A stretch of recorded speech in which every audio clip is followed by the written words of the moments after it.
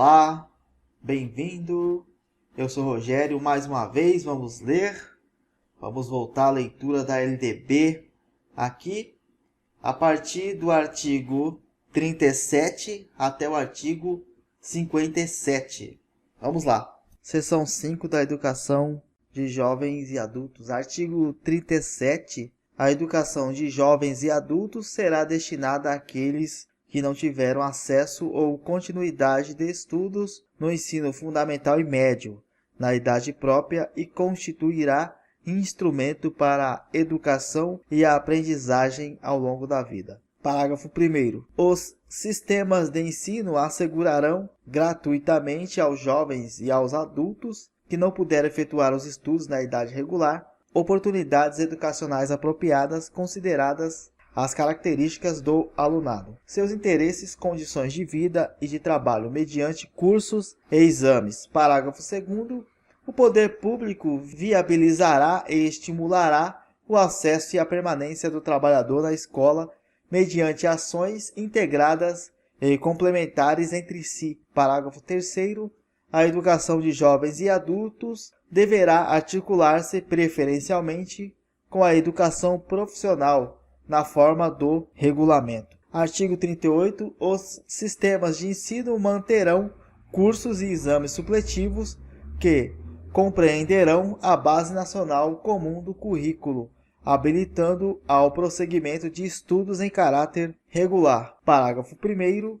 Os exames a que se refere este artigo realizar-se-ão 1. No nível de conclusão do ensino fundamental para os maiores de 15 anos, 2. No nível de conclusão do ensino médio para maiores de 18 anos. Essa parte vale a pena anotar, já fica aí em concurso. Se o aluno tem 16 anos e não concluiu o ensino fundamental, ele pode participar do EJA para ensino fundamental. E no caso do ensino médio, ele tem que ter mais de 18. Parágrafo 2º.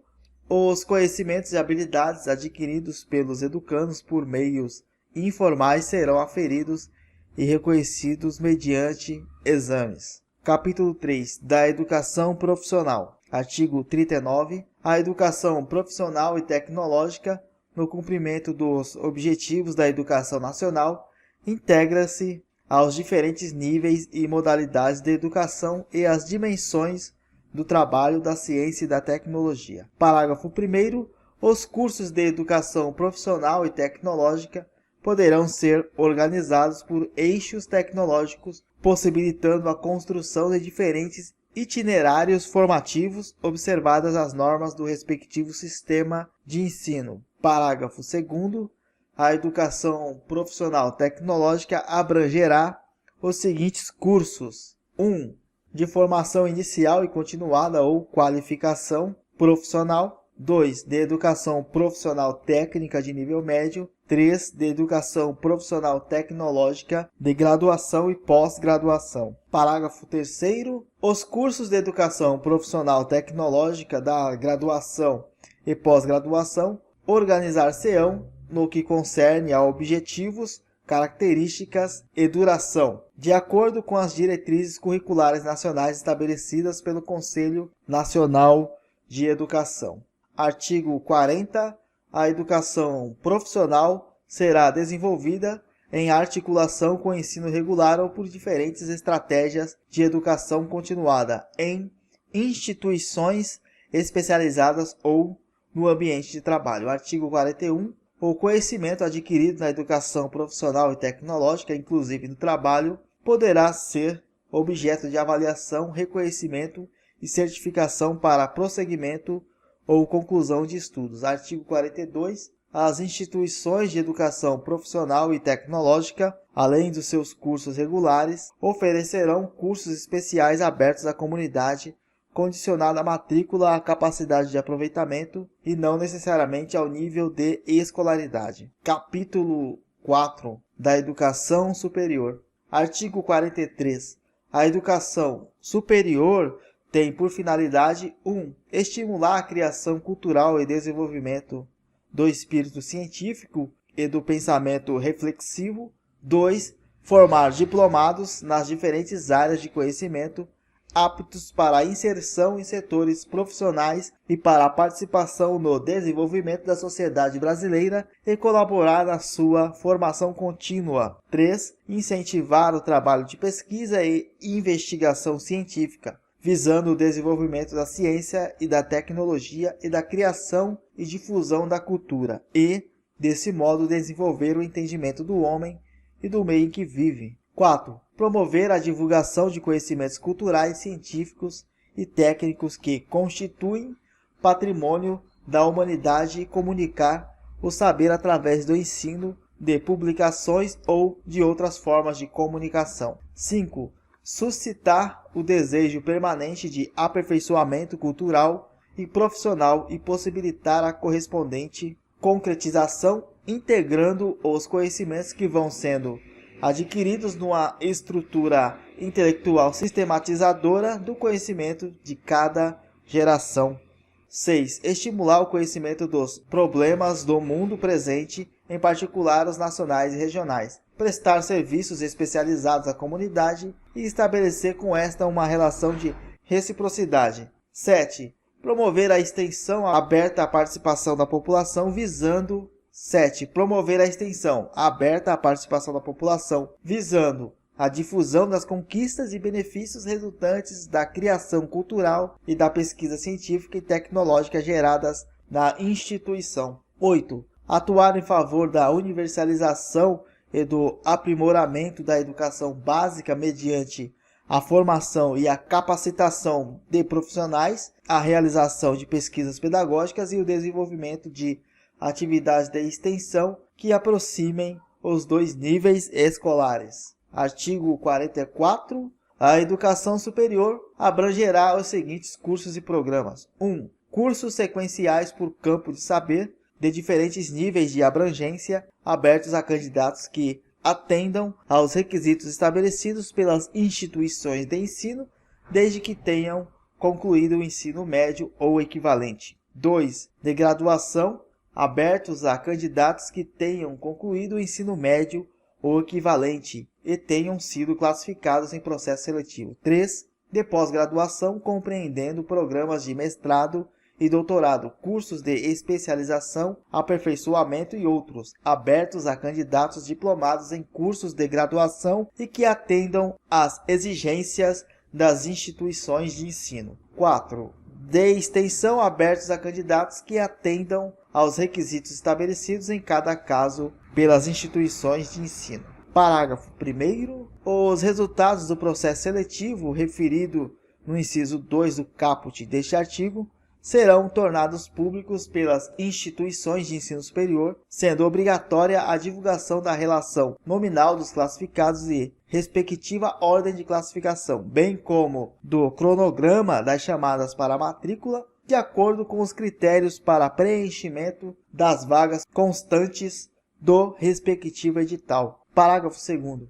No caso de empate no processo seletivo, as instituições públicas de ensino superior darão prioridade de matrícula ao candidato que comprove ter renda familiar inferior a 10 salários mínimos ou ao de menor renda familiar, quando mais de um candidato preencher o critério inicial, que seriam muitos, vamos ser sinceros aqui. Parágrafo 3º. O processo seletivo referido no inciso 2 considerará as competências e as habilidades definidas na Base Nacional Comum. Artigo 45. A educação superior será ministrada em instituições de ensino superior, públicas ou privadas, com variados graus de abrangência ou especialização. Artigo 46. A autorização e o reconhecimento de cursos, bem como o credenciamento de instituições de educação superior, terão prazos limitados, sendo renovados periodicamente após o processo regular de avaliação. Parágrafo 1º. Após um prazo para saneamento de deficiências eventualmente identificadas pela avaliação a que se refere este artigo, haverá reavaliação que poderá resultar, conforme o caso, em desativação de cursos e habilitações, em intervenção na instituição, em suspensão temporária de prerrogativas de autonomia ou em descredenciamento. Parágrafo 2º. No caso de instituição pública, o Poder Executivo responsável por sua manutenção acompanhará o processo de saneamento e fornecerá recursos adicionais se necessários para a superação das deficiências. Parágrafo 3º. No caso de instituição privada, além das sanções previstas no parágrafo 1º deste artigo, o processo de reavaliação poderá resultar em redução de vagas autorizadas e em suspensão temporária de novos ingressos e de oferta de cursos. Parágrafo 4º. É facultado ao Ministério da Educação, mediante procedimento específico e com a aquiescência da instituição de ensino, com vistas a resguardar os interesses dos estudantes, comutar as penalidades previstas nos parágrafos 1 e 3 deste artigo por outras medidas, desde que adequadas para a superação das deficiências e irregularidades constatadas. Parágrafo 5º. Para fins de regulação, os Estados e o Distrito Federal deverão adotar os critérios definidos pela União para a autorização de funcionamento de curso de graduação em medicina. Artigo 47. Na educação superior, o ano letivo regular, independente do ano civil, tem no mínimo 200 dias de trabalho acadêmico efetivo, excluído o tempo reservado aos exames finais, quando houver, bem parecido com o ensino fundamental e médio. 200 dias de trabalho acadêmico e exclui os exames finais quando houver.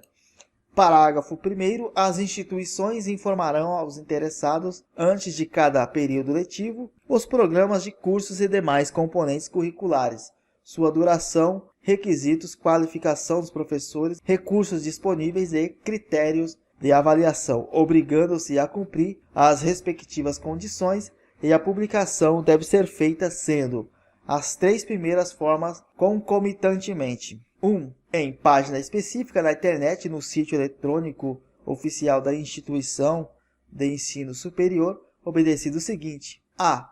Toda a publicação a que se refere esta lei deve ter como título grade e corpo docente.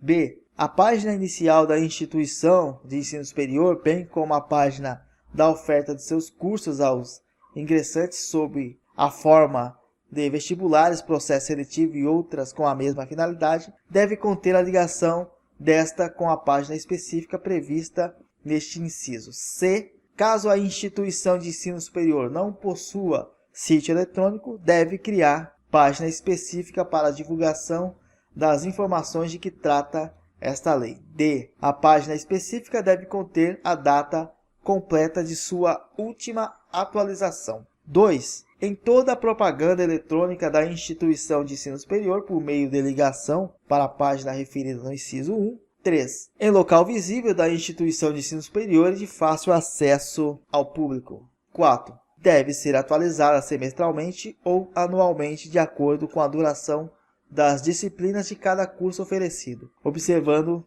o seguinte: a. Caso o curso mantenha disciplinas com duração diferenciada, a publicação deve ser semestral. B. A publicação deve ser feita até um mês antes do início das aulas. C. Caso haja mudança na grade do curso ou no corpo docente, até o início das aulas os alunos devem ser comunicados sobre as alterações. 5. Deve conter as seguintes informações: a. Lista de todos os cursos oferecidos pela instituição de ensino superior. B. A lista das disciplinas que compõem a grade curricular de cada curso e as respectivas cargas horárias. C. A identificação dos docentes que ministrarão as aulas em cada curso, as disciplinas que efetivamente ministrará naquele curso ou cursos, sua titulação, abrangendo a qualificação profissional do docente e o tempo de casa do docente de forma total, contínua ou intermitente. Parágrafo 2º. Os alunos que tenham extraordinário aproveitamento dos estudos, demonstrado por meio de provas e outros instrumentos de avaliação específicos, aplicados por banca examinadora especial, poderão ter abreviada a duração dos seus cursos de acordo com as normas dos sistemas de ensino. Parágrafo 3º. É obrigatória a frequência de alunos e professores, salvo nos programas de educação à distância. Parágrafo 4º. As instituições de educação superior oferecerão, no período noturno, cursos de graduação nos mesmos padrões de qualidade mantidos no período diurno, sendo obrigatória a oferta noturna nas instituições públicas, garantida a necessária previsão orçamentária. Artigo 48. Os diplomas de cursos superiores reconhecidos quando registrados terão validade nacional como prova da formação recebida por seu titular. Parágrafo 1º. Os diplomas expedidos pelas universidades serão, por elas próprias, registrados e aqueles conferidos por instituições não universitárias serão registrados em universidades indicadas pelo Conselho Nacional de Educação. Parágrafo 2º. Os diplomas de graduação expedidos por universidades estrangeiras serão reavaliados por universidades públicas que tenham curso do mesmo nível e área ou equivalente, respeitando-se os acordos internacionais e de reciprocidade ou equiparação. Parágrafo 3º. Os diplomas de mestrado e doutorado expedidos por universidades estrangeiras só poderão ser reconhecidos por universidades que possuam cursos de pós-graduação reconhecidos e avaliados na mesma área de conhecimento em nível equivalente ou superior. Artigo 49. As instituições de educação superior aceitarão a transferência de alunos regulares para cursos afins, na hipótese de existência de vagas e mediante processo seletivo. Parágrafo único. As transferências ex officio dar-se-ão na forma da lei. Artigo 50. As instituições de educação superior, quando da ocorrência de vagas, abrirão matrículas nas disciplinas de seus cursos a alunos não regulares que demonstrarem capacidade de cursá-las com proveito mediante processo seletivo prévio. Artigo 51. As instituições de educação superior, credenciadas como universidades, ao deliberar sobre critérios e normas de seleção e admissão de estudantes, levarão em conta os efeitos desses critérios sobre a orientação do ensino médio, articulando-se com os órgãos normativos dos sistemas de ensino. Artigo 52. As universidades são instituições pluridisciplinares de formação dos quadros profissionais de nível superior de pesquisa, de extensão e de domínio e cultivo do saber humano, que se caracterizam por 1. Produção intelectual institucionalizada mediante o estudo sistemático dos temas e problemas mais relevantes, tanto do ponto de vista científico e cultural, quanto regional e nacional. 2. 1/3 do corpo docente, pelo menos, com titulação acadêmica de mestrado ou doutorado. 3. 1/3 do corpo docente em regime de tempo integral. Parágrafo único. É facultada a criação de universidades especializadas por campo do saber. Artigo 53. No exercício de sua autonomia, são asseguradas às universidades, sem prejuízo de outras, as seguintes atribuições. 1. Criar, organizar e instituir em sua sede cursos e programas de educação superior previstos nesta lei, obedecendo às normas gerais da União e, quando for o caso, do respectivo sistema de ensino. 2. Fixar os currículos dos seus cursos e programas, observadas as diretrizes gerais pertinentes. 3. Estabelecer planos, programas e projetos de pesquisa científica, produção artística e atividades de extensão. 4. Fixar o número de vagas de acordo com a capacidade institucional e as exigências do seu meio. 5. Elaborar e reformar os seus estatutos e regimentos em consonância com as normas gerais atinentes. 6. Conferir graus, diplomas e outros títulos. 7. Firmar contratos, acordos e convênios. 8. Aprovar e executar planos, programas e projetos de investimentos referentes a obras, serviços e aquisições em geral, bem como administrar rendimentos conforme dispositivos institucionais. 9.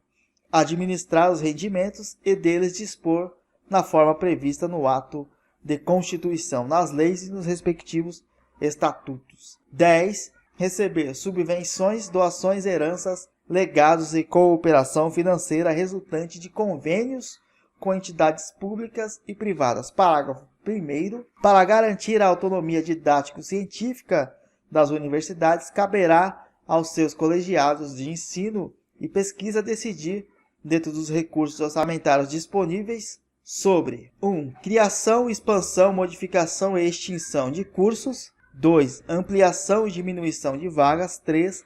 Elaboração da programação dos cursos. 4. Programação das pesquisas e atividades de extensão. 5. Contratação e dispensa de professores. 6. Planos de carreira docente. Parágrafo 2º. As doações, inclusive monetárias, podem ser dirigidas a setores ou projetos específicos, conforme acordo entre doadores e universidades. Parágrafo 3º. No caso das universidades públicas, os recursos das doações devem ser dirigidos ao Caixa Único da instituição, com destinação garantida às unidades a serem beneficiadas. Artigo 54. As universidades mantidas pelo poder público gozarão, na forma da lei, de estatuto jurídico especial para atender às peculiaridades de sua estrutura, organização e financiamento pelo poder público, assim como dos seus planos de carreira e de regime jurídico ou do seu pessoal. Parágrafo 1º. No exercício da sua autonomia, além das atribuições asseguradas pelo artigo anterior, as universidades públicas poderão 1. Propor o seu quadro de pessoal docente, técnico e administrativo, assim como um plano de cargos e salários, atendidas as normas gerais pertinentes e os recursos disponíveis. 2. Elaborar o regulamento de seu papel em conformidade com as normas gerais concernentes. 3. Aprovar e executar planos, programas e projetos de investimentos referentes a obras, serviços e aquisições em geral, de acordo com os recursos alocados pelo respectivo poder mantenedor. 4. Elaborar seus orçamentos anuais e plurianuais. 5. Adotar regime financeiro e contábil que atenda às suas peculiaridades de organização e funcionamento. 6. Realizar operações de crédito ou de financiamento com aprovação do poder competente para a aquisição de bens imóveis, instalações e equipamentos. 7. Efetuar transferências, quitações e tomar outras providências de ordem orçamentária, financeira e patrimonial necessárias ao seu bom desempenho. Parágrafo 2º. Atribuições de autonomia universitária poderão ser estendidas a instituições que comprovem alta qualificação para o ensino ou para a pesquisa, com base em avaliação realizada pelo poder público. Artigo 55. Caberá à União assegurar anualmente em seu orçamento geral recursos suficientes para a manutenção e desenvolvimento das instituições de educação superior por elas mantidas. Artigo 56. As instituições públicas de educação superior obedecerão ao princípio da gestão democrática, assegurada a existência de órgãos colegiados deliberativos, de que participarão os segmentos da comunidade institucional, local e regional. Parágrafo único. Em qualquer caso, os docentes ocuparão 70% dos assentos em cada órgão colegiado e comissão, inclusive nos que tratarem da elaboração e modificações estatutárias e regimentais, bem como da escolha de dirigentes. Artigo 57. Nas instituições públicas de ensino superior, o professor ficará obrigado ao mínimo de 8 horas semanais. Então é isto. Fique no aguardo aí da próxima leitura. Vamos dar continuidade aí a partir do artigo 58. O próximo vídeo é de extrema atenção. Vamos começar a ler a parte que fala sobre a pessoa com deficiência. Algumas pessoas têm dúvida. O que a gente tem que prestar atenção na leitura da LDB? Bom, a parte que fala da educação infantil, tá? A parte que fala sobre negros, também a parte que fala sobre pessoa com deficiência, educação infantil, EJA. Aí você tem que prestar muita atenção nessa parte da LDB, tá? Algumas coisas não são importantes para o concurso, mas é bom você saber de tudo. Até pode te ajudar na hora de fazer o estudo de casa, Então a leitura é bastante importante. Lê tudo que está no conteúdo, lá você lê. Se você não estiver entendendo, tudo bem. O importante é você dar uma lida. Pode ser que na hora você lembre de alguma coisa, se cair uma questão justamente do que você leu. A intenção é essa. Espero que tenha gostado. Até a próxima. Valeu!